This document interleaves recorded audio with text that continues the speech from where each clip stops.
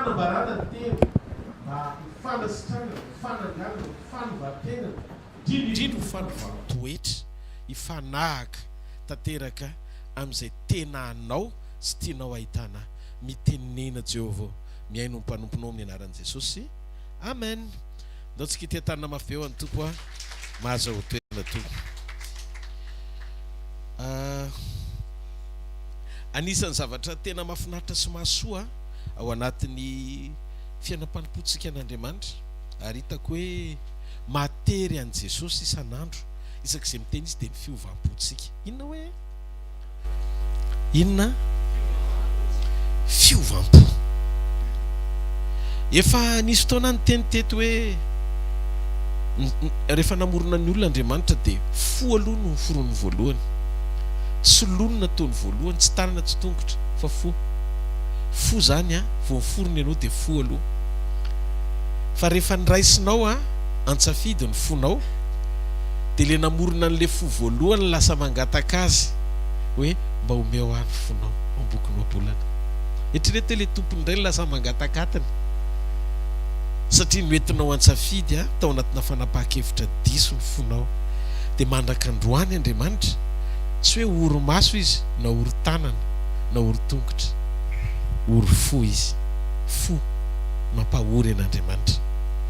Androany Andriamanitra zao a raha misy zavatra anankiray tena hoe tiany atolotra ao azy androany, tsy ny tananao mitsotra aloha, tsy ny tongotrao maika handeha, tsy ny vavanao misokatra, fa io fonao io. Inona hoe ny foko.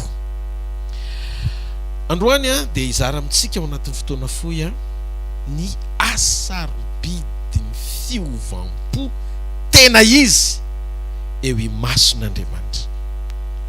Ny asarobidiny fiovampo tena izy. Misy mantsy ny fiovampo saritsariny fa misy ny fiovampo tena izy. Zany fiovampo tena izy zany a fiovampo feno fandresendahatra tanteraka ny aina sy anao ny sitrapon'Andriamanitra. Tena resy lahatra ianao. Misy karazana fiovampo a ohatrany hoe ezanao mba ho hitan'ny olona taratra fotsiny fa niovy ianao. Mety manao zavatra ianao fahatsarana fa eny ivelany tianao andresendahatra ny manodidina anao fa ianao efa olom-baovao. Zay zavatra zay mbola ao amin'ilay sokajy mikatsaka an'Andriamanitra, mikatsaka an'Andriamanitra mba handray fankasitrahana aminy fotsiny. Fa ty zavatra lazaiko androany maraina ity, le anao mihitsy mety tsy mahasokatra tsony ny vavanao, tsy mahateny tsony, tsy mahavita mangataka ninninina tsony, fa amaly ianao amin'izay le tena fiovampo ao anatinao, anetsika ny lanitra, atonga an'Andriamanitra hanamboatra programa amin'ny fomba tsy takatry ny sainao any amin'ny tontolo tsy hita maso any, aneo aminao fa makasitraka anao izy ary hitany fa tena niova tokoa ianao. Nao ny tsika izay tantaram-piainan'olona anankiray ato anaty Baiboly izay ambaran'ny tenin'Andriamanitra fa olona tena niova fo. Alleluia. Ao amin'ny asan'ny apôstôly toko fahasivy tombontsika any amin'ny 9 voalohany mihitsy amin'ny anaran'i Jesosy. Ary Saoly mbola ny fofofofo fandrahonana sy famonoana tamin'ny mpianatry ny tompo ihany dia nakao amin'ny mpisorona be izy. Raha dika izy Saoly dia efa nahavita namony mpianatry ny tompo misimisy talohan'ny fotoana idirany tao Damaskosy. Matoa ihany ny voalaza eto, famonoana tamin'ny mpianatry ny tompo ihany dia nakao amin'ny mpisorona be izy. Ka nangataka taratasy taminy ho any amin'ny sinagoga ny Damaskosy mba ho entiny mifatotra ho any Jerosalema zay rehetra hita nombo zany fampianarana zany nalana vavy. Ary raha nandeha izy dia tonga teo akaiky ny Damaskosy ary nisy mazava avy tany an-danitra nanilatseratra tampoka manodidina azy. Dia lavy tamin'ny tany izy ka nandreo feo nanao taminy hoe Saoly, Saoly, nahoana ianao no manenjika ahy? Ary hoy izy, iza moa ianao tompoko? Dia hoy izy, izao ny Jesosy izay enjehinao. Fa nitsangana ka makanesy ho any an-tanàna dia ho lazaina aminao izay mety ataonao. Ary ny olona izay momba azy tamin'ny nalehiny dia nitsangana tsy nahateny ary nandreny feo izy nefa tsy nahita olona. Ary Saoly nitsangana tamin'ny tany ary rehefa nahira ny masony dia tsy nahita ninninina izy. Ary eo nitantana azy ka nitondra azy ho any Damaskosy. Ary tsy nahita izy ateloana sady tsy nihinana na nisotro. Ary nisy mpianatra anankiray tany Damaskosy atao hoe Ananiasy, ary hoy ny tompo tamin'ny fahitana, ry Ananiasy, dia hoy izy, india tompoko. Ary hoy ny tompo taminy, mitsanganaka mandehana any amin'ny lalana atao hoe Imahitsy, ka izaho amin'ny tranon'ny Jodasy izay lehilahy atao hoe Saoly avy any Tarsosy, fa indro efa mivavaka izy. Ary izy efa nahita lehilahy atao hoe Ananiasy niditra ka nametra tanana taminy mba hahiratra indray ny masony. Ary Ananiasy namaly ny tompo hoe, tompoko, efa reko tamin'ny maro ny habeny ratsy nataon'izany lehilahy zany tamin'ny olonao masina tany Jerosalema, ary manana fahefana tia koa avy amin'ny mpisorona be izy amatotra zay rehetra miantso ny anaranao. Fa hoy ny tompo taminy, mandehana fa fanaka voafidy izy ho fitondrana ny anarako eo anatrehan'ny jentilisa sy ny mpanjaka ary zanak'Israely, fa aseko azy ny abetsahany zay tsy maintsy aretany ho voninahitry ny anarako. Ary nandeha Ananiasy ka niditra tao an-trano dia nametra tanana taminy ka nanao hoe, ry Saoly rahalahy ny tompo, ny tompo dia Jesosy izay niseho taminao teo amin'ny lalana nalehanao no efa naniraka mba hiratany masonao mba ho feno ny fanahy masina ianao. Amen. Hatreo mba fantatrao ve fa raha nisy olona faran'izay ratsy indrindra tena hoe nananany Ananiasy kakay satria mety ny zodahany na tsy fantatra iny natao fianakaviana ohatra no efa voasambotra io Saoly io tany aloha, matony tompo naniraka azy teny hoe mandana fa ary amin'ny Jodasy ao amin'ny trano Jodasy misy lehilahy tsy Jodasy Iskarioty io tsy mpianatra Jesosy fa Jodasy hafa ao amin'ny Joda ao misy lehilahy tao hoe Saoly, jamby izy ao dia andana pahirato. Andriamanitra tsy voatery anazava hoe izy Saoly, fa rehefa tonga eo aminao izy dia maniraka anao izy any amin'izay zavatra tiany atao, tiany ampanovina. Dia matoa Andriamanitra ny teny tamin'ny Ananiasy, nefa Ananiasy namaly an'Andriamanitra, mavesatra be fony Ananiasy malahelo ny amin'ny zavatra nataony Saoly io, satria nety nisy fianakavian'ny kristianina koa voasambotra na efa maty na ohatra zany, fa mahavariana amin'Andriamanitra ny hery ny fiovam-po. Ozy izy efa mivavaka izy.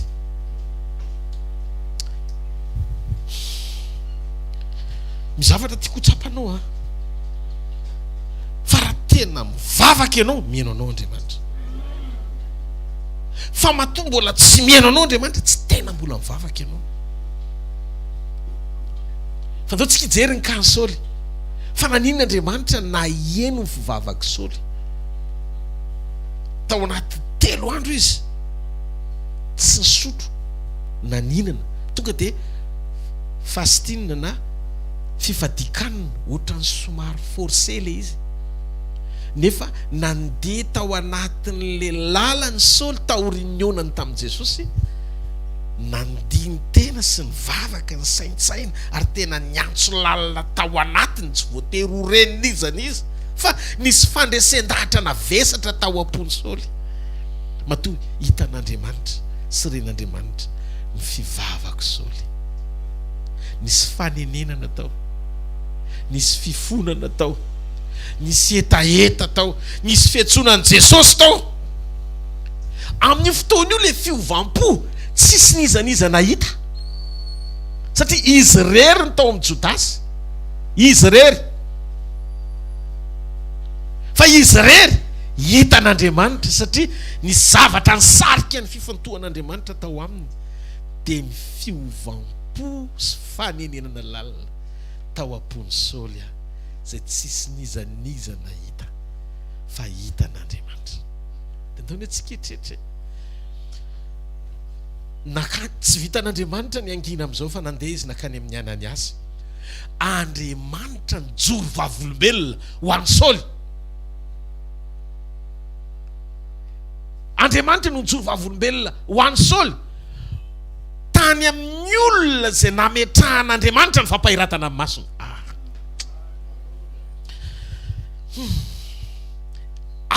Azonao veroka ve zany fomba fiasan'Andriamanitra ao ambadiky ny fiovampo marina zany? Andriamanitra tsy mitady olona be fihetsiketsehana ivelany, fa Andriamanitra mitady olona tena niova fo mba ahatonga azy hetsika aneo ny fijoroanao any amin'ny hafa, zay le fiantraika ny fijoroanao any amin'ny hafa. Raha ny tokony izy tokony hiteny Andriamanitra hoe marina ny lazainao fa tena ratsy tokoa i Saoly ary tsisy miafina amiko ny zavatra nataony. Zany ve nitenen'Andriamanitra? Ohatry ny tsy nisy le nataony Saoly vao hitan'Andriamanitra hoe niova fo izy. Ohatry ny tsy nisy le nataony Saoly vao hitan'i Jesosy hoe niova fo izy. Ahoana le fiovam-pona tonga an'Andriamanitra tsy taitra tsy nitanisan'ny lasany Saoly tsony. Hozy izy Ananias, za aloha ijoro vavolombelona aminao, fa zany olona teneninao zany fantatro loatra, olona faran'izay ratsy zany.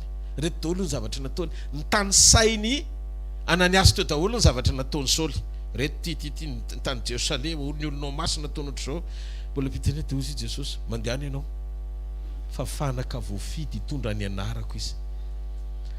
Zany no mahatonga antsika ho manin'Andriamanitra anana ny toe-pony, tsy aingana amin'ny tsara zay zavatra hitany masontsika androany, satria tsy fantatsika ny tanan'Andriamanitra nova nizaniza zay tonga eto ho vaino faran'izay tena tsara. Rapitso! Zay mahatonga Jesosy miteny tandremo fa mamatra ianao dia ho afatra. Zay fatra maranao ny hafa lasa marana anao ihany koa. Noho izany tsika ao anatin'ny sekoly fiovampo, tsika miova fa tsika koa tsy mikondane ny hafa. Ataovy amen. Satria ny fitsarana tsy napetrak'Andriamanitra amin'ny olona mety manao fahadisoana zany. Nizaniza zao olona anankiray tonga eto andro maraina saiko manangan-tanana hoe tsy manao fahadisoana mihitsy, dia ianao zany tokony hivavaka ao anay satria ianao zany ny olona faran'izay tanteraka manana famelana tena faran'izay tsara eny an-tananao. Fa na izaho zay mitory sy mijoro eto, na ianao zay miaino androany, dia ivantana nyty teny ity. Raha mbola nanao fahadisoana ianao ka mila mifamelany, mila mamela ny hafa ianao. Ny fiovam-pony Saoly tsy mba nisy nitarainana izy hanamarinana ny ao am-pony ny fandresendahany zany efa niova e. Fandriamanitra nalala fa niova fo izy ary mila ho ampahiratiny izy. Ny fahagagany sy ny fanasitranany eny am-pelantanany Ananias zay tsy tia azy. Hozy izy ny boky noabolana, ny tenin'Andriamanitra dia milaza rehefa ankasitrahan'Andriamanitra ny olona na ny fahavalony zay mitsangako ho fahavalony azy ampiavaniny aminy. Vao nanomboka tena kaos Saoly ao anatin'ny eta kaotika, dia mila fantatrao fa ao anatin'le izy tsisy ninina azo Saoly atao ntsony. Ny heriny efa narodana teny ambony soavaly taorian'ny feonany tamin'i Jesosy. Izy efa tsy navita ninina ntsony fa tanan'ny hafa no nitondra azy ho any amin'ny toerana zay tsy tiany ohatran'ny Jodasy eny tsy programany. Misy programa tampoka hitondran'Andriamanitra orian'ny feonanao amin'Andriamanitra, tsy voatery le planinao fa le tiany hitondrananao. Nefa any amin'le tiany hitondrananao tsy mahafinaritra anao, ao mihitsy ny fotoana eonany aminao anangarany ianao. Ao le fotoana anangarany ianao. Ny mahafinaritra amin'Andriamanitra tsy izy tonga amaly anangana anao mifanaraka amin'izay zavatra irianao, fa izy tonga mihevitra ny fiainam-pananao mba hampahazo aina azy ao mandrakizay iarahany aminao. Ianao atsangany mba ho fantany, fa tsy ianao atsangany mba hazo aina fotsiny, fa miasa ao amin'ny fiainanao izy. Inona ny zavatra nisy? Tsy hitany Saoly intsony izay atao. Nanenina izy, angamba efa nionina izy namotsitra, fa tsy maninona na ho jamba mandrakizay azy. Fa zay ny lalana, fantatro fa mety mahasoa ny fiainako, dia tsy maninona fa hiandry anao eto aho. Dia zay fidonana eto toyiny natsinona kanina tsonika aza sy ahitan'izay ale, dia zay tianao tanterao. Fa tsy vitan'Andriamanitra mijery an'io tena fiovampo ao anatinao io, le tena fiovampo ohatran'ny Saoly. Tsisy fitarairana intsony fa tonga dia mamotsitra tanteraka hoe tia dia ataovy arak'izay tianao. Lasa Andriamanitra nisolo tenany Saoly tany amin'ny Ananias.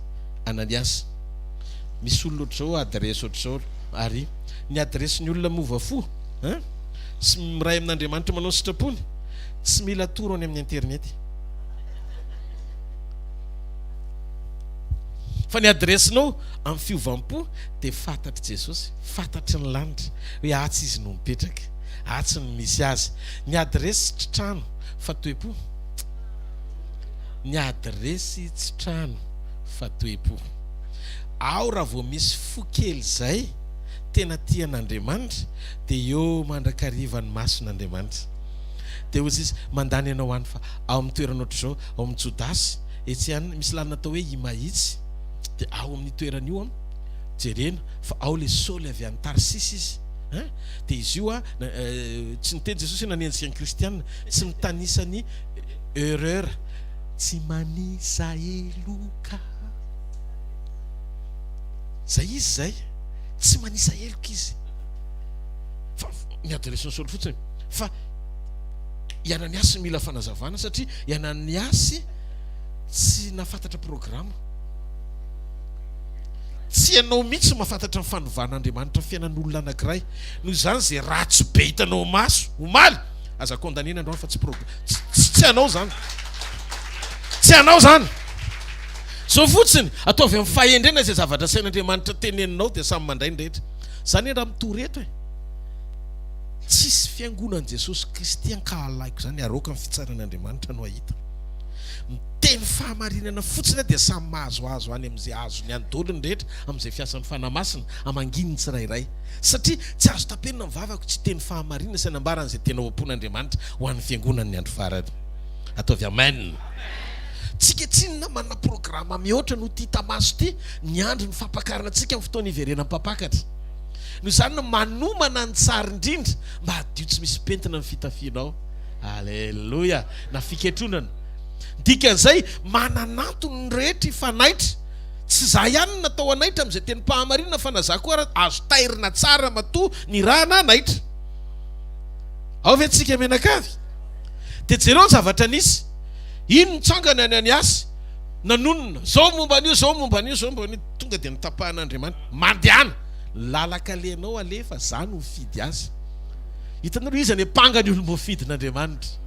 Fa io Paoly ihany no laza fa Andriamanitra no manamarina azy. Sarangatsy mahareteka ao an'Andriamanitra. Ataovy eo mifonao ny tananao fiovampo tena izy no ilaina.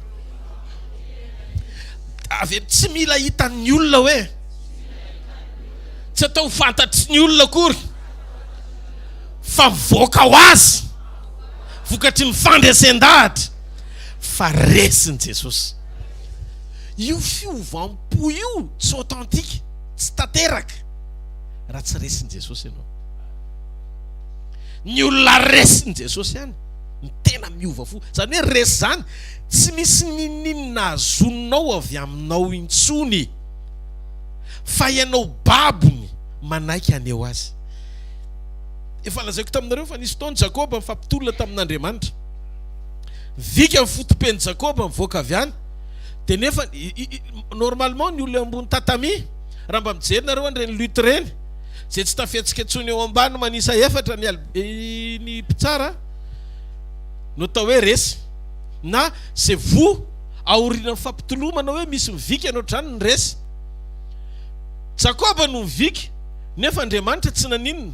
Jakoba indray no nataonao ohatr'izao ny tanany hoe izy no nandresy. Ny dikan'izay no tenenin'Andriamanitra hoe nandresy dia zay resin'Andriamanitra. Zay ny tenenina hoe mpandresy. Dia ohatr'izay mihitsy teto Paoly.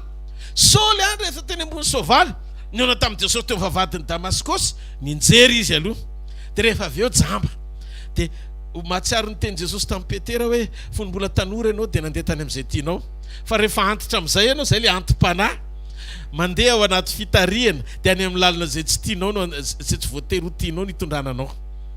Ny olona zany tena atao hoe antim-panahy dia tsy le olona mpifaliany zavatra ny ilainy nataon'Andriamanitra ireny atao hoe antim-panahy, fa le olona mbola afaka amintsika ao anaty sedana zavatra tsy tiany azy ny lalana hitondran'Andriamanitra azy, ireny atao hoe antim-panahy. Ianao ne variny fa maninona ny an-danitra ny misy antitra. 420 manoloana ny sendra fiandrianan'Andriamanitra. Veillard ny fiantsoana azy amin'ny teny frantsay amin'ny boky ny Apokalipsy, olona antitra. Nefa ny an-danitra toerany fatan'ny rano amin'ny 30 taona daholo ny paozin'ny olona zay rehetra nahita tany na ry Abrahama ary niverina jeune kely. Fa le 420 antitra. Dia manontany no fa manino John napahitana antitra ny an-danitra. satria ny atao hoe antom-panahy olona tsy midribla victoire sy voninahitra fa rehefa mena apetraka eny anohanao satroboninahitra dia atsipy aingany eo an-tongotry Jesosy, atsipy fa tsy hoe aterina amin'ny fomba ofisialy, satria ohatra ny zavatra mamay tsy mendrika eo tampon-toanao ilay fa tonga dia atsipy aingany, zay tonga atsipy izy manolo ianao manipy. Ka le izy misy dingana hamantarana ny endriky ny fahamatorana ara-panahy sy fanehoananao mendrika eo mason'Andriamanitra amin'ny faneken'Andriamanitra ijoro ampiasa ny fiovamponao voninahiny. Dia eo le dimension nametran'Andriamanitra amin'izay, le fahamarinany teny efa nizaraiko teto elaela hoe misy karazam-boninahitra tsy afenin'Andriamanitra ho an'ny olona tsy miara-miaritra aminy, ary aseho azy ny alehibe amin'ny voninahitra ozy izy ny amin'izay aretany.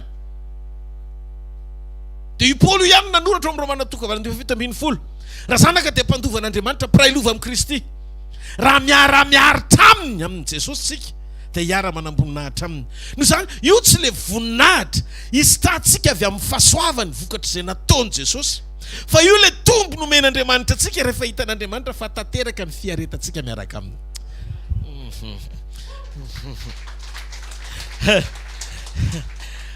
Misy zavatra afenin'Andriamanitra fa tsy asehony ho an'ny olona tsy miara-miaritra aminy. Ary vitsy amin'izao ny filazantsara tena mitory an'io fahamarinana io, satria io voninahitra ao ambadiky ny fiaretana miaraka amin'Andriamanitra io nanalany sampakarany antsika. Misy zavatra indraindray ilay ianao miaritra ny fiarana amin'ny Jesosy amin'izao, vokatry ny fiaretanao mahatonga azy manafo fotoana kitian'Andriamanitra hatramin'ny fotoana mihitsiny, afoeziny le fotoana, satria miaritra ianao arakaraky ny odinan'izao tontolo izao sy ainan'izao tontolo izao anaty faharatsiana. Ny fampahorinana tsy tokony hisy eto tany raha mety ny fiainan'ny olona, fa vokatry ny fiodinan'ny olona dia any aparany any lasa mahahory ny andro, satria ny olona tia vola tia tena, reo voatanisa rehetrarehetra reo mampahandro mahory an'le andro mahory. Satria raha mbola isan'izany ny kristianina amin'ny fomba ahoana no anatenan'Andriamanitra atsika ao anaty fijona sy fiaretana mba hiarantsika manam-boninahitra aminy, satria arakaraky ny andro sy ny vanim-potoana miaratsy ny olona, dia lasa ohatry ny hoe efa fiainana amin'izay le fiainam-paharatsiana. Dia ianao rery zany sisa manomboka mevitsy ny olona tena miaritra, satria miaritra ianao, satria voatery amin'izay le fahafahanao miaina ao anatin'le fahamarinana, voateritery amin'izay, satria rehefa kelikely koa iainany tsy fahamarinana daholo ny anivelany eny sy ny manodidina amin'izay, dia ianao zany ao anatin'le izy tena hitan'i Jesosy hoe jereo ny fijoroany miaritra amiko izy. Dia tonga amin'ny fotoana anankiray amin'izay hitan'Andriamanitra hoe mampatahotra ity resaka ity, satria manomboka tonga koa ny mpaminany sandoka sy ny antikristy maneho famantarana sy fahagagana ozy izy amin'ny boky ny Matteo 7:20, izay ambabona ny tanjony reny andresena lahatra ny olom-boafidy hiala amin'Andriamanitra. Dikan'izay tsy norma tsony anehoana amin'izao andro farany izao hoe an'Andriamanitra ny asa fanimpona anankiray raha misy famantarana sy fahagagana. Tsy antimy fahagagana sy famantarana fa olona ampiasain'Andriamanitra ny amin'izany, fa aoka mba tena ho avy amin'Andriamanitra rery ny hery sy ny voninahitra, ahafahan'ny asan'Andriamanitra mandroso maneho toe-panahy araka an'Andriamanitra eo am-pijoroana sy eo am-panimpona an'Andriamanitra. Vokatra an'Andriamanitra manao izy ok, tsy manao izy ok, fa ny fonoko tsy ka eo. Avy ianareo ninona hita ninona tsy hita tsy tokony hampitanondrika anao zany, fa mampijoro anao foana, satria fantatrao fa tsy ao ambadiky zany ny fiorenan'ny finoanao, fa ny finoanao dia tafatoetra sy miorina amin'ny fahatokiana, fa ny fiovampo marina dia miasa sy ren'Andriamanitra ary mamaly mihoatra lavitra noho ny antsoantsom-bavaka azony vavanao atao. Fiovampo tsisy olona fantatra Saoly fa ny andro izay vonona tao fotsiny izy, fa ny fiovampo ny ren'Andriamanitra tanteraka tamin'ny Saoly sady ny faminaniana ambarany Isaia mpaminany. Inona lazainy Isaia? Na mbola tsy miantso azy izy dia efa mihaino fony mbola misaina fotsiny izy na mihevitra dia efa valiko sady izy. Zany hoe ny olona tena miova fo dia miara-miasa ampo amin'Andriamanitra. Satria hozy izy Andriamanitra tonga amin'ny fotoana tokony hampahiratana azy. Fa ilaiko ho fo miovy io mba ho ampiasaiko amin'ny fanjakako. Misy zavatra tsy asehoko any Ananiasy fa asehoko ny Saoly. Fa ny asehoko any Ananiasy tsy zavatra ampiasako azy hampahiratra ny Saoly. Mila tanana ho ampiasaiko hampahiratra ny mason'ny Saoly. Fa ny Saoly ndray ny ampahitako azy ny alehiben'izay aretany miaraka amiko mba ho voninahitra. Dia lasa Ananiasy vao nanomboka ny ten'Andriamanitra mandehana. Ka raha mbola mpanompon'ny tompo ianao na halanao Saoly na tsy halanao Saoly rehefa tian'Andriamanitra tsy maintsy tianao, go! No excuse, zero excuse. Tsy mila miala tsiny ianao, tsy mila ninino, Andriamanitra tsy teteny blablabla anao eo, zao io. Rehefa zany maniraka dia ndana mandefa za mahalala azy mihoatra ny ianao.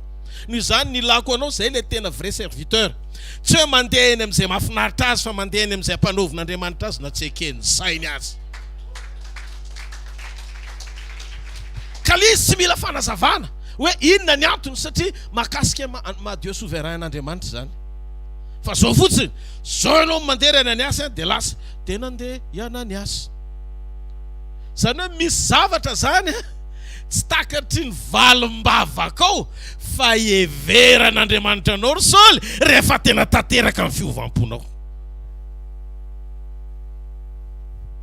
Zay ny mahatonga anay mampirisika anao hoe anana an'le tena maridefim-piovana mifanaraka amin'le andrasan'Andriamanitra ao am-pony. Tsika tsinona tsy miezaka ny aneo hoe niova fotsy fa nanjary tsara fanahy be, mazoto be ara-piarahamonina, olona tena niavaka hita maso, tsy le hita maso fa le ato, le fiovana ato mihitsy. Ato ane tsisy mahita afa-tsy izy. Nao ny tsika eritreretra olona anankiray niova foko, tena hitanao hoe nijoro an'Andriamanitra, Maria no anarany. Bevoky Maria. Rehefa bevoky Maria, niezaka izy nandresy lahatra teo amin'le nivoany any Josefa hoe tikiboko ty akiry malala dia ndry afaka iny fa tsy salasala, fa tsy zanak'olon-kafa akory na nisy lehilahy, fa raha tsy zany tsy sanjoro vavolombelona sy ho tena sa. Mety ny fandehako zao mirehefarehefa satria bevoky izy, fa aza matahotra ianao ry Josefa ozy. Fa ny zaza atao kibo tsy an'olombelona fa Andriamanitra amin'ny vavolombelona. Dia ozy izy Josefa sarotra kiry Maria, tena ino ty zavatra ty ozy izy. Fa raha zao zavatra hita maso ozy izy tena efa nisy malaso tao.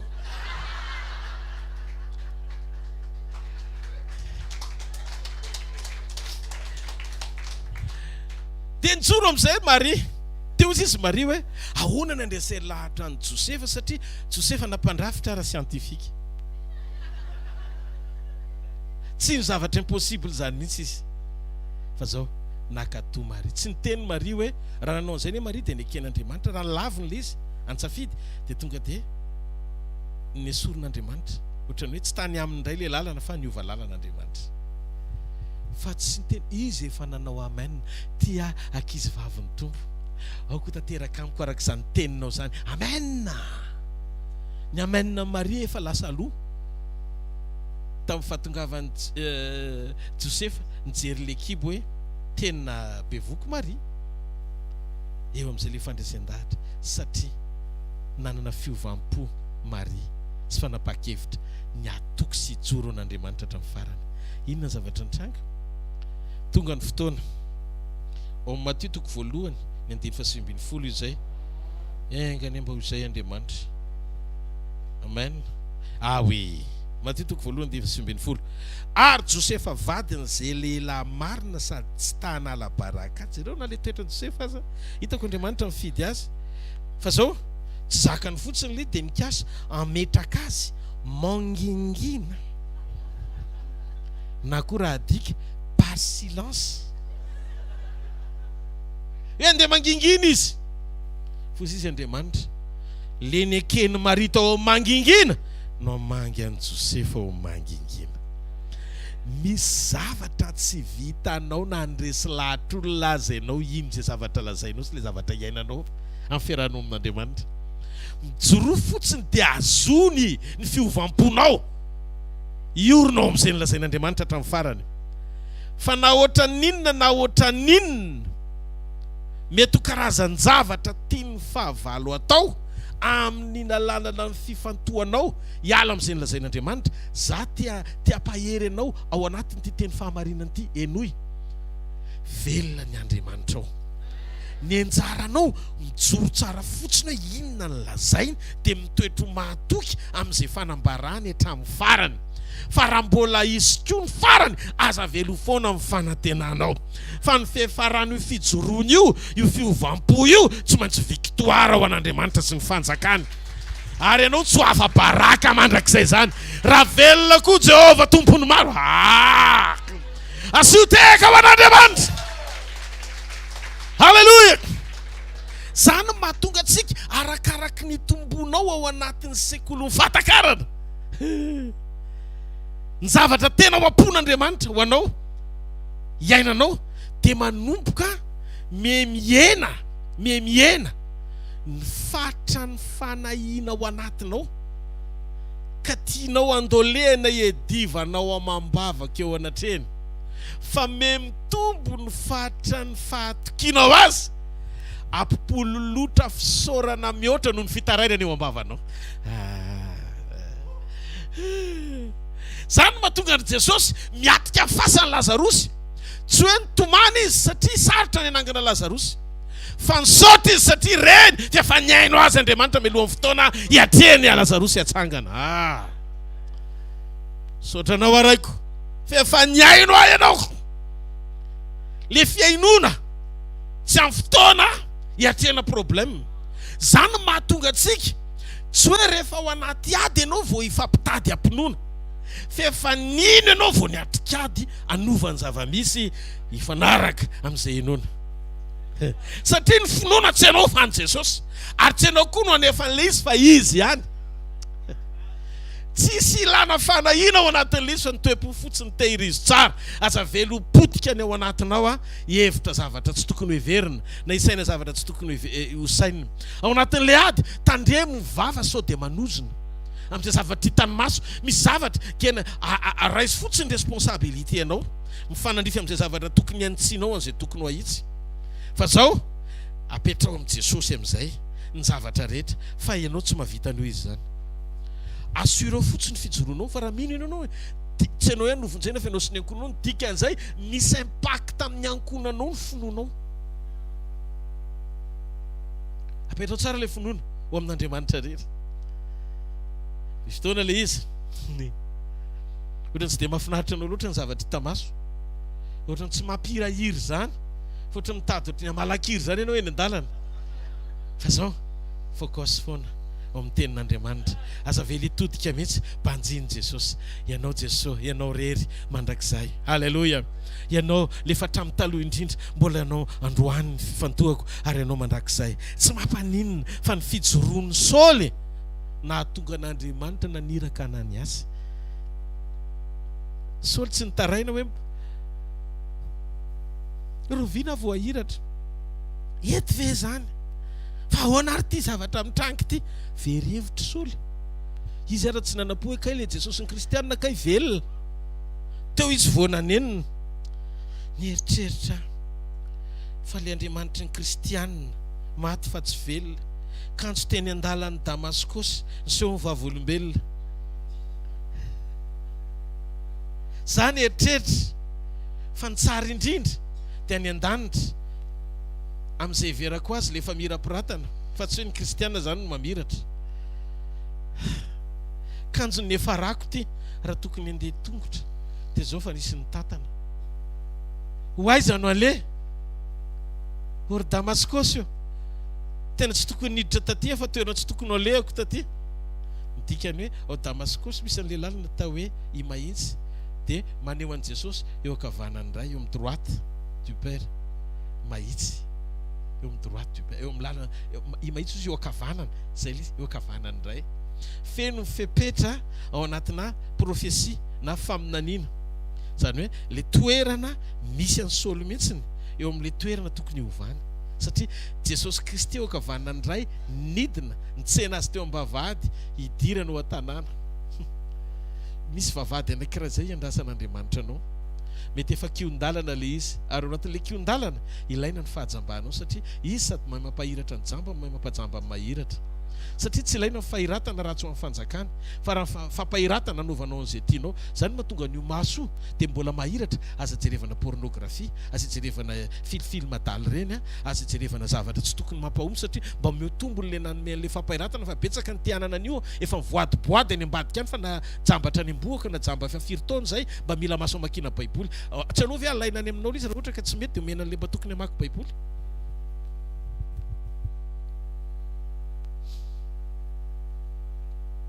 Tiany pasteur autorité mahay vava aloha tena mazava ohatr' zany le izy dia azonao tsara, tsy midika akory zany ho jamba ianao, ataovy amen, tsy ho jamba ianao, ho tehirizina amin'ny fahiratany masonao, ataovy amen. Fa ataovy hoe manomboka androany hoe teneno le masomaso tsy mijery zava-poana tsony, fa ampiasaina ho an'le tompony amin'izay tombony omeny mbola ampahitananao. Vitanao no mijery storian'olona, mijery Facebook adiny 4, fa rehefa mivavaka ianao 10 minitra. Tsika ny andro papakatra fa tsy hoe iandry takatra. Afaka manidina vorona any amin'izay andinany, fa zavelan'ny orona kany eo tampon-dohanao izy.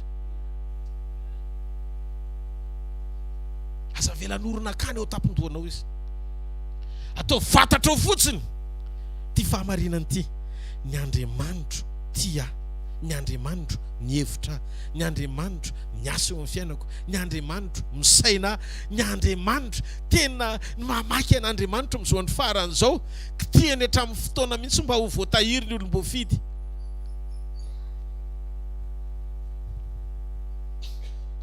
Mba hafanao mandeha mitoro ny filazantsara ny fahamarinana manerana n'izao tontolo izao, satria tsy ho tonga mihitsy ny farany raha tsy voatory manerana n'izao tontolo izao ny tenim-pahamarinana, dia ianao aloha mila miova fo voalohany.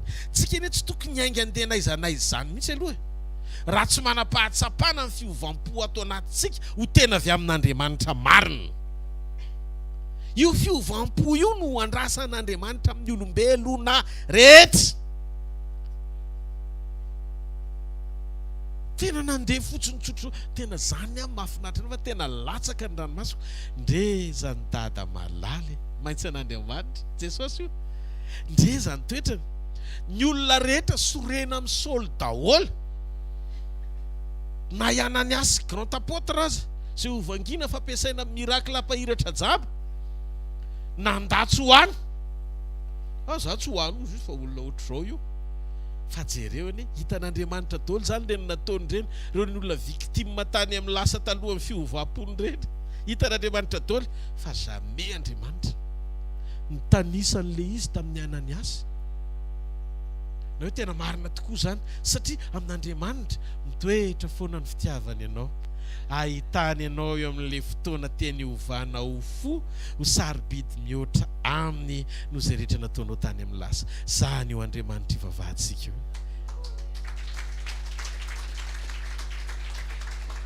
Tsy Andriamanitra mora mikondane anao izy, fa Andriamanitra lina ny ahitany fiovam-ponao. Raha vao tonga eo amin'izay teboka izay tsika reto hoe tena za Jesosy, tena mety tsy netiny nataoko tany amin'ny lasa, manenina zay fotsiny, tena manenina, ary za tsy hanao an'izany tsony Jesosy. Tiahy tena ohatrany tsy tiako le teboka ohatr'izao, ohatrany tsy tiako le teboka ohatrany misy fialonana kely zany, mangidy miady ho an'ny tenako zany. Ohatrany misy fotoana ohatrany matsapy zany hoe tena ohatrany ndraiky hoe misy zavatra ao, misy zavatra ao, misy fahazaranao indraindray. Ny fahazaran-dratsy io, vavahy ianao amin'io fahazaran-dratsy io, hongoto Jesosy ty fahazaran-ratsiko ty. Efa hitanao fa tsy niteny matetika izy, isaky ny tonga ny teny eo foana le cible. Efa miverina sekoly firy tsika, mbola mitikodina eo ihany. mbola manana io ihany tonga de teneran'Andriamanitra ty le fahazara ty le fahazara toliriny olo izy io kay mahatonga le fiovam-ponao tsy feno fa ohatran'ny Saoly zao izy tary amin'ny côté anankiray fa tena tonga de nataony nahita kosa le tsy tany amin'ny côtéany extrémiste faran'izay enjany tonga de mijoro io zany hoe za ty hitanao aty Andriamanitra hotoeriko ny kristianisme satria lesona voaraiko tao amin'ny sinagoga ny Gamalela anahako de zao hoe tsy izy mihitsy io dia isan'andro zany doliriny Gamalela foana amin'ny fampianarana izy fa tsy izy mihitsy ny kristianisme fa sekta nazarianina teo tsy rehefa avy eo mila verina amin'ny Jehovah ny olona lasa naka taratasy izy ny soniavina izy ny tsy ratsy ny tao am-pony Andriamanitra ihany le nahasaro-piaro azy fa fandraisan-dahatra diso nanaovany azy niraisy ny soavaly amin'izay rehefa avy eo tapatapako vonivonoko any daholo rehefa tsy maintsy terrorisme angamba ny amerinandreo manomboka ny asa ranofo amin'izay amerina ny maro tena tsy izy mihitsy ny nataony tena andalana amin'izay ozy i Jesosy zao ary feno fepetra ao anatina fahadiovam-po nareo nahita azy naloto fo fa saro-piaro amin'Andriamanitra izy dia nisokajino fahadiovam-po ny fankalan'ny kristianina zay madio-po tsiny anao hitan'Andriamanitra misy zavatra tsy azonao le izy zavatra tsy azonao le izy zay madio-po no hitan'Andriamanitra ka madio fo Saoly maton'ny seho Jesosy madio fo izy fa tany amin'ny fomba fijeriny le angle na hadiso anazy ka eo mahatonga antsika tsy tokony hitsara nizaniza aloha tsy fankalan'olona le izy fa fahasaro-piaro tahaka ny elita amin'Andriamanitra le izy hoe nafana de nafana amin'ny fony fa ny azy le nafana amin'ny fony fa tonga de ny vatany sy ny fiainany mihitsy sy ny fahefany mihitsy ny nampiasainy pouvoir rehetra merenana amin'ny Jehovah Andriamanitra ny olona nefa Jesosy efa avy nitory hoe raha Jehovah no Andriamanitra reo de le raiko anahajana reo satria ny teniny rehetra de manondro anahako tsy tao aloha zany Saoly fosy Andriamanitra ampofepetra fa aloha le zalaty tena ilaina io fony io mihitsy no ilaina de jereo ny tantara-piainan'ny Saoly hatramin'ny farany raha vao kristianina indray izy de niaritra hatramin'ny fitoraham-bato dia afaka comprendre ny jiosy izy hoe mahatonga andreo mafoa satria za koa efa teo endry loatra ianao amen tena Andriamanitra dia Andriamanitra fa tsika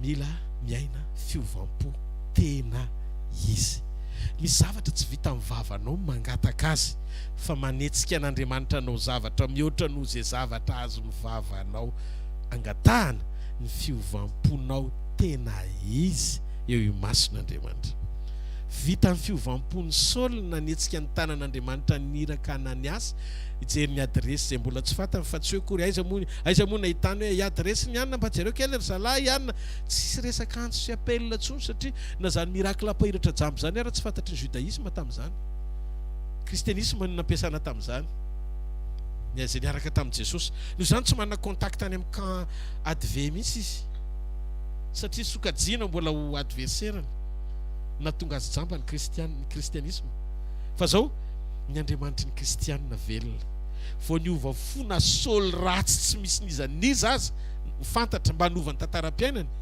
no hitan'i Jesosy lasa Jesosy niditra tsehatra namangy an'izay tokony hovangina hanovana ny tantara-piainany tsy anjaranao ny miasa saina amin'izay fampahiratana amin'izay fitahiana fanasitrana sy mpanasitrana androany amin'ny zavatra rehetra ilainao ny zavatra ataonao fotsiny mampifanitsiny ao anatin'ny fonao iombona tsara amin'Andriamanitra raha tianao Andriamanitra hiasa saina eo amin'ny toeranao omeo fotsiny ny fahafahan'ny fonao misokatra tena miova ho an'Andriamanitra zato isan-jato mba ahafahan'Andriamanitra mahazo aina amin'ny alalan'ny fisianao sy fandalovanao eto ambonin'ny tany hitanao manokana Andriamanitra androany maraina ary inoko fa zany teny zany ho aina ho an'izay mahazo azy ary fahasalamana ho anofiny rehetra dia azagaga fa raha androany maraina zao tsika eto misy olona no ohatra ny Saoly tena hoe verevitra de teny hoe tia ary atompo tia ny foko manontolo teny omeko anao tena mifona fa nandray ateanery anao anao zavatra zany nefa tsy te-mba hanome izay ilainao ny amiko tsy napetrako lara-pahamehana ny famonjena fa ny famonjena hoanina ataoko lara-pahamehana zao Jesosy amin'izay zavatra ilaiko foana hatrany hatrany nitadiavako anao hatramin'izay fa tao anatin'ny sekolim-panasitranana tia ny foko omeko anao tia ny foko atolotro anao mboary dia feo a Jesosy tena tiako le fahafahazaran-dratsy kely reny zay mbola ekekeny saiko nefa manimba ny fiainako. Tena esory ianao ny be fanahina manana contrainte amin'ny zavatra ataoko a. Dia rehefa tena tery ianao dia mangalangalatra kely eny mamitapitaka kely eny mandeha amin'ny tsy marina eny. Dia ohatran'ny hoe kely fijerinao azy fa izy Andriamanitra hoe tsy fantatrao fa misy zavatra ngeza be tian'Andriamanitra ho alatsaka fa tsy mety milatsaka mihitsy le izy satria ianao tsy mijoro amin'ilay position tian'Andriamanitra hitananao. Enao dia misaratsara an'izay tianao ho tsarainy iny. Dia ny anatin'ny sainao satria mbola maloto ianao, mbola mieritreritra ianao izay le prinsipa tokony mapety, dia maloto fosy maloto saina rereny amin'ny zavatra tsisy dika. Dia raha hitonga zany Jesosy dia nahoana ianao? Tsy aloha votsitra any, aloha ty tany ty ho an'izay mila azy any. Tsika mandeha fotsiny miaina dia mandeha joli. Rehefa enao anatin'ny fonao hoe mety dia mety, rehefa tsy mety dia tsy mety. Ny conscience anao aza velana meloka anao. Indrindra raha misy teny manitsy anao dia miteny hoe tsy mety io dia ajanony. Zay fotsiny satria zay ny feo amin'ny fanamasina zay. Raha vao le teny rena hoe to manomboka mampatsiaro anao any brahoany. Indray satsy indray. Tompo. Mamona amin'io misisika. Aparotanao. Fa rehefa mijoro ianao, Tompo, rehefa tsy akasitranao dia tsy akasitranao. Tsy maninona. Fa tsy anahy io e. Rehefa tsy anahy dia tsy anahy. Ataovy amen mo. Tery le fiainana. Hitanareo amin'izay misy fiaretanao, miaritra ianao zany atao hoe miaritra. Miaritra aminy. Misy karazam-boninahitra. Tsy ho hitanao mihitsy raha tsy miara-miaritra aminy ianao. Ka zay le fiaretana miaraka amin'ny eto ambonin'ny tany zay mba homeo re zay. Raha ho isan'ny olona teo ampakariny ianao. Fa aneo zay hoe tsy misy ketrona na petina ny lambanao. Dia zay le lambo zay le Jesosy Kristy hitafitsika. Hitafitsika izy eo amin'ny ara-panandro any. Dia rehefa miverina amin'izay izy mihitsy ny ty rehetrarehetra dia hitafitsika ny nofony amin'izay le tsy mety loata ao ireny fitsanganany. Amen. Sika zany tsy olona tsy mahazo manao zay fanao zao tontolo zao zany. Ianao ny zavatra tenenin'Andriamanitra eto manitsy manangana. Ny zavatra ny anatinao ianao mety tsara velatsindra indray. Eo ianao manao amen. Dia rehefa avy ianao mety miteny zay tianao tenenina indray. Sa ohatra mbola tianao fanao zao tontolo zao afaka manatsafidy ianao anao an'le izy. Fa zao fotsiny eno ty teniko ty nampahalalana marina ianao fa tsy hijoro misafidy elo ianao fa tsy ho any an-danitra. Pastera, zay indray ianao le tonga dia entitra be. Ka ina raha hodikotiko ary le teny. Nefa surprise ratsy amin'ny farany. Tsy aloha fantatrao androany izy mba hanomananao ny fiainanao. Hijoro tsara tena hisafidy eo aiza marina ny elenao. Dia aloha tena mijoro rehefa mijoro. Tena tianangan'olona mijoro azy Andriamanitra. Zany ny tena atao hoe armean'ny lanitra amin'izao andro farany zao. Zany ny maramila an' Jesosy zany. Mijoro. Misy miteny zao atao tsy afaka matika ny lehibe ako atoko. Tsy mana compte rendu aminao ako. Fa tsy maintsy mana compte rendu amin'izay naniraka anako. Io zany ny zavatra rehetra atao ao anaty fiaretana, ao anaty faharetana, ao anaty fitiavana. Alléluia. Misy fotoana ianao indray mihira eny an-dalana. Na ho faty antoka aza dia hanompo anao foana. Natao hoe adala azy dia hijoro anao foana. Alléluia. Nizaniza haneso, nizaniza hiteny ratsy dia tsy maintsy hijoro anao mandrakizay. Mety hijery taratra ny olona hoe atakenao amina zavatra be dia be. Fa tsy maninona za Tompo tsy hamotsitra fahaazona anao hatramin'ny farany.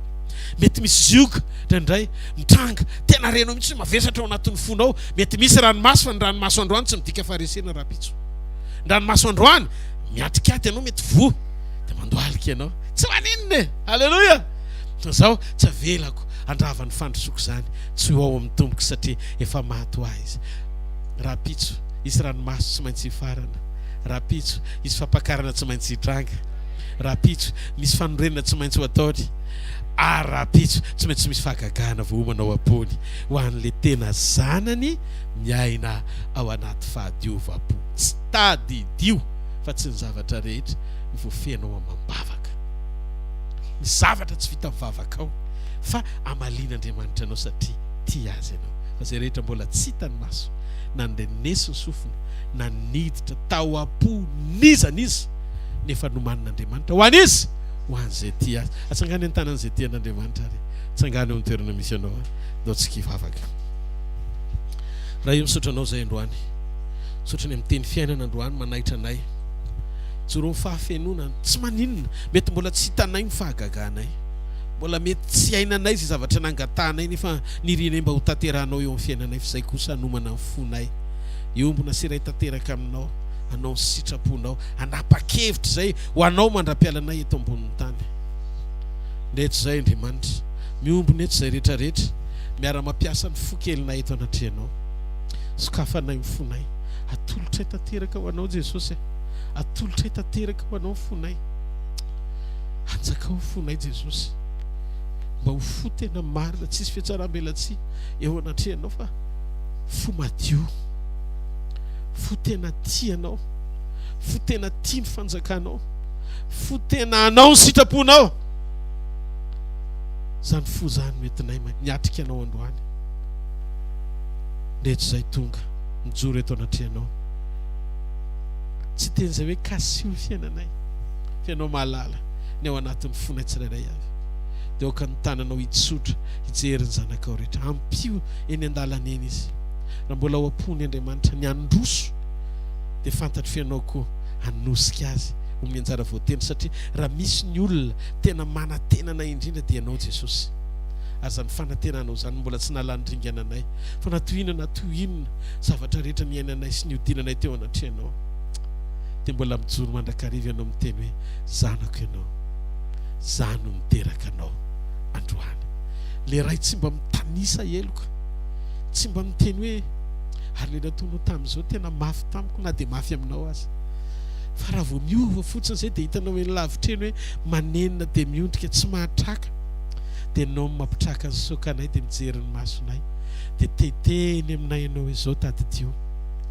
tsy mio zany ny fitiavako anao zany nampaharetako ny famindram-poko taminao ary zany no itenenako aminao fa mbola manatenanao tianao hovay ny fonao aoka ny fonao hitoky amiko ho Jesosy hijoro amiko ho Jesosy atateraka ny sitrapoko angetaeta ny sitrapoko isan'andro ho Jesosy fa zanonao anatinay dia fantatray fa anay ianao ary ianao zay mandrakizay raiso ny fanoloran-tenanay tsirairay avy androany sokafo ny vavanao dia teneny Jesosy atolotra anao foky Jesosy manenena ny amin'ny ratsy rehetra dia mangatafa amin'ndrapo aminy mba hafahany fanany miasa ao anatinao hatateraka ny fiovam-ponao tsisy ifandraisany tamin'izay fandresendahatra ao tany amin'ny lasa azan-kinina akory satria iverina izy dia n'olo tena tsara ianao na hoe misy zavatra andrasanao dia n'olo tena tsara ianao fa sokafy amin'ny fitiavana azy mihitsy ny ao anatinao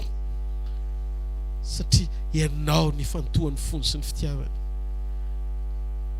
ny ambon-drehetra manaraka ihany androany maraina zao mahita fa misy olona eto afahan'Andriamanitra ny douleur ao amin'ny tratrany zao amin'izao fotoana zao mety hoe cancer le izy fa miteny amiko Andriamanitra fa afaka le izy zao reko Andriamanitra mikasika fiainan'olona eto androany maraina tadidio fa matoanao sitraniny tsy hoe le fanasitranina ny zava-dehibe fa mbola ilainy ianao nompo azy ilainy ianao nompo azy dia afahany ianao androany satria ny tombonandro omen'Andriamanitra anao amin'izao sisy zao mba sokafo ny vavanao dia teneno tombono anao ny fisiko Andriamanitra tsy ho an'ity nofoko ity sy ny fiainako eto an-tany ihany fa ho anao indrindrindrindra Jesosy fa matoa nomenao haina sy fiainana sy tombonandro dia tianao ianao tianao hanompo anao mandrakizay sy hijoro araka ny sitraponao manome voninahitra anao satria tiako ianao amin'ny anara maherin'i Jesosy Kristy avy any Nazareta amen ndao tia tanana mafy be ho an'ny tompo mahazo toerana toko andao tsika fanatitra ho an'Andriamanitra sy filazana foy fotoana tsika ny zoma hariva etsy amin'ny tranopokon'olona Analakely ihany fotoana spesialy izy io ho an'ny teny sy ny fiankofana amin'Andriamanitra mifisokafa amin'ny fotsika iombona bebe kokoa ao anaty fiankofana marina amen dia ny zoma ny sabotsy maraina communion eny atoerana ihany eny amin'ny tranopokon'olona Analakely communion iombonantsika amin'Andriamanitra iraisantsika latabatra amin'i Jesosy tena tsy andritsika mihitsy satria fotoana mahafinaritra iarahantsika amin'ny tompo larobia maraina rapitso fotoana eto sekolim-panambinana sy fitahim-panahy iarahana amin'ny pasteur Jora Beaja amindao ity tanana mafy be ho an'ny tompo ary ny fotoanantsika rehetra dia fotoana mahafinaritra be daholy. Eny antsefatsefany eny a mety isy podcast kely indray, mety isy fanairana antsika amin'ny teny manafaka isaky ny misy an'le hoe teny manafaka dia ao amin'ny Facebook tapeo teny manafaka dia afaka mijery ny teny manafaka iny tsika sy manao partage an'le izy tory teny brief na 5 minutes ala izy a fa tena hoe misy ary efa 2 minutes latsaka amin'izao na atao faran'izay fohy fa ezana aparitaka le teny mba ho fampisaintsainana ny olona ny amin'ny tanjona foana mba ahafahantsika miomana hitsena mipampakatra vado ampakarina daholo tsika e. Amen.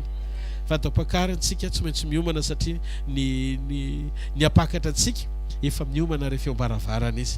Dikan'izay tehirizy tsara ny solika aza mividy na mitady any ampivarotra fa zay efa nomeny Jesosy a aoreny tsara pototry ny azo fijaliana mba ahafahan'le izy mikorina tsara sy amiratra tsara lalàna ianao amin'ny fotoana iverenany. Angamba ane samy mbola namiratra ihany le avy mividy koa mba nitsolopolopy ihany le izy fa tsy nahitany an'le endrika dia tsy fantany satria le tsy avy any aminy a dia tsy ahalalany ianao fa ny avy any aminy ihany a no ahafantarany ianao. Alleluia. Dia zay mahatonga antsika any amin'ilay Andriamanitra tanteraka sy fanana amin'ny fahafenona no mandray sy mampikoriana ny fahasoavany eo amin'ny fiainantsika amin'ny alalan'ny fanahy mivavaka fitiavana tenin'Andriamanitra. Tandremo ny fiainam-bavaka maninona hoe mila tia vavaka, mila fiainam-bavaka matanjaka tsara. Fa raha vao tsy manana fiainam-bavaka very communion mba antan'io Daniel fa tsisy natakalo ny fiainam-bavaka n'izany mihitsiny na nipazana azy any andavaky ny liona azy dia tsy maintsy mivavaka foany Daniel. Dia jereo ny fiafaran'ny fiainany sy ny fanotronan'Andriamanitra azy. Noho izany aza miantehitra mifivavaky ny hafa ho anao cadeau amam-bavaka fa ny tena vavaka andrasan'Andriamanitra aminao dia ny fiainam-bavaka ao. Alleluia. Na ianao rery azy na any midosy azy am'resa amin'ny Jesosy. Alleluia. Misy fotoana izay zao nisaotra an'Andriamanitra talohan'ny fahavaratra iny tsy rihitra mihitsy ny ranom-bovy kelinay dia manaotra an'izao misy fotoana somary ohatran'ny efa nanomboka namoaka fotaka kely ihany indraindray fa zao mbola tsy tapaka le izy fa dia niteny tamin'ny tompo saotra tompo manaotra zany le manondro zany indraindray tena zany efa teteny zany hoe efa manoka mihitsy fa hoe tompo sorananao dia vao vita amin'ny fisorana korina indray le raha zany hoe na any amin'ny tontolo tsy tany azy dia misy zavatra fa le izy tena fiainam-pisaorana fa tsy hoe provoqueko amin'ny fisaorana tena tsy tokony ho zany mihitsy ny lesona tsy zavatra provoquena amin'ny fisaorana sy ny karaha lasa fombafomba zany religieux be zany zavatra zany. Alleluia. Fa le izy a tena hiainana le izy tena hoe fiainana ny fisaorana fiainana ny fankasitrahana dia mandeha eny ny fiainana. Alleluia. Misy zavatra indray tsy voatery afinaritra anao fa tsy zavatra koa mety afinaritra anao nendray le zavatra tsy mahafinaritra mihitsy tona mampilolotra fisaorana mihoatra no le zavatra mahafinaritra eo ny ahitana hoe solo mitantanana manaiky ho tariany ianao fa tsy solo mametraka eny ambony soavaly. Hitantsika tsara avy Andriamanitra dia mitsangana daoly andray tsodrano hitanareo ny Jehovah ka hiaro anareo mamirapiratra ny tavany aminareo ny Jehovah ka hamindra fo aminareo anandratra ny tavany aminareo ny Jehovah ka aminareo fiadanana amin'ny anarandray sy ny zanaka ary ny fanahy masina. Amen. Zareo fahasoavana fa ny fahasoavan'Andriamanitra matoy izao fa ny fahasoavan'Andriamanitra matoy izao anareo. Amen. Aza mbola misy miantsika aloha fa mpijery olona kely telo sy efatra zao ny izy hoe afatra zao ny izy hoe tsika hoe miandry an'i Jesosy tandremo ny fiainam-panahy tandremo ny toe-po tandremo ny fanao aza vela tsy maninona hoe mety very ny zavatra rehetra ianao tsy maninona fa aza vela very ny finoana ao an' Jesosy aza vela isy angalatra ny fitiavany ao anatinao tiavany raha lahy hoe tiavany raha vavy tiavany olona rehetra tahaka ny tiavany Jesosy azy zay hoe velomo